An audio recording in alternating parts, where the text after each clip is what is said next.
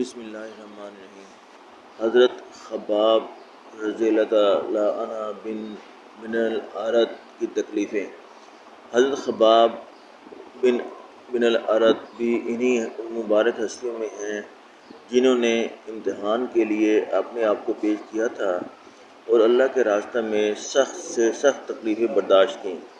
شروع ہی میں 5-6 آدمیوں کے بعد مسلمان ہو گئے تھے، اس لیے بہت زمانہ تک تکلیفیں اٹھائیں۔ لوہے کی زرہ پہنا کر ان کو دھوپ میں ڈال دیا جاتا، جس سے گرمی اور تپش کی وجہ سے سینے پر پسینے بہتے رہتے تھے۔ اکثر اوقات بالکل سیدھا گرم ریت پر لٹا دیا جاتا، جس کی وجہ سے کمر کا گوشت تک گل کر گر گیا تھا۔ یہ ایک عورت کے غلام تھے، اس کو خبر پہنچی کہ یہ حضور اقدس صلی اللہ علیہ وآلہ وسلم سے ملتے ہیں، تو اس کی سزا میں لوہے کو گرم کر کے ان کے سر کو اس سے داغ دیتی تھی۔ حضرت عمر رضی اللہ تعالیٰ عنہ نے ایک مرتبہ عرصے کے بعد اپنے زمانہ خلافت میں حضرت خباب رضی اللہ تعالیٰ عنہ سے ان تکالیف کی تفصیل پوچھی جو ان کو پہنچائی گئیں۔ انہوں نے عرض کیا کہ میری کمر دیکھیں۔ حضرت عمر رضی اللہ تعالیٰ عنہ نے کمر دیکھ کر فرمایا کہ ایسی کمر تو کسی کی دیکھی ہی نہیں۔ انہوں نے عرض کیا کہ مجھے آگ کے انگاروں پر ڈال کر گھسیٹا گیا، میری کمر کی چربی اور خون سے وہ آگ بجھی۔ ان حالات کے باوجود جب اسلام کو ترقی ہوئی اور فتوحات کا دروازہ کھلا تو اس پر رویا کرتے کہ خدا نخواستہ ہماری تکالیف کا بدلہ کہیں دنیا ہی میں تو نہیں مل گیا۔ حضرت خباب رضی اللہ تعالیٰ عنہ کہتے ہیں کہ ایک مرتبہ حضور اقدس صلی اللہ علیہ وآلہ وسلم نے خلاف عادت بہت ہی لمبی نماز پڑھی۔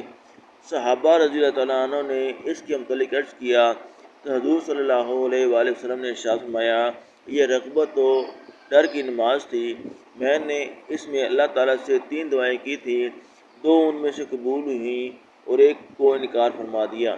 میں نے یہ دعا کی کہ میری ساری امت قحط سے ہلاک نہ ہو جائے، یہ قبول ہو گئی۔ دوسری یہ دعا کی کہ ان پر کوئی ایسا دشمن مسلط نہ ہو جو ان کو بالکل مٹا دے، یہ بھی قبول ہو گئی۔ تیسری یہ دعا کی کہ ان میں آپس میں لڑائی جھگڑے نہ ہوں، یہ بات منظور نہیں ہوئی۔ حضرت خباب کا انتقال 37 ہجری میں ہوا اور کوفہ میں سب سے پہلے صحابی یہی دفن ہوئے۔